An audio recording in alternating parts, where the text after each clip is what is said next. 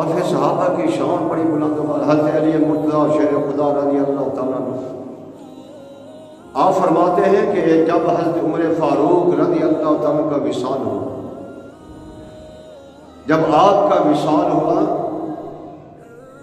تو فرماتے ہیں کہ انہیں ان کا غسل دیا گیا، کفن دیا، جنازہ بنانے کے بعد پڑھانے کے بعد وہ حضرت ابو بکر صدیق کے پہلو میں اسی حجرہ پاک میں آپ کو رکھا گیا۔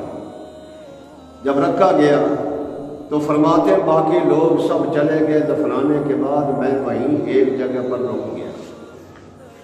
جب میں رکا تو میں دیکھ رہا ہوں کہ درمیان میں حضرت عمر فاروق اور میرے درمیان جتنے پردے تھے مٹی کے سب جو ہے دور ہو گئے، میں حضرت عمر فاروق کو دیکھ رہا ہوں۔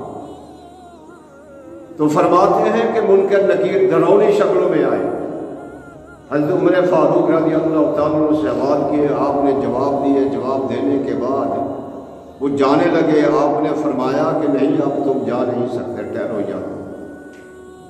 اب وہ ٹھہر گئے، پوچھنے لگے کیا ہے حضور کیا بات ہے؟ فرمایا مجھے یہ بتاؤ کہ ایسی ڈراؤنی شکلوں سے تم امت محمدیہ کے پاس آتے ہو؟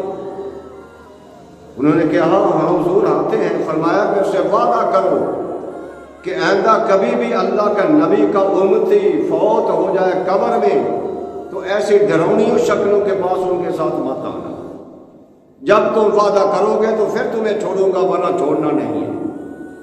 تو حضرت علی مرتضیٰ رضی اللہ تعالیٰ تبسم فرما رہے ہیں دیکھ کر، فرمایا واہ عمر یہ تیری ہی شان ہے کہ دنیا میں تھا تب بھی امت محمدیہ کا تو بھلا کرتا رہا ہے، اور اب قبر میں جا گیا ہے تو پھر بھی امت محمدیہ کا بھلا سوچ رہا ہے۔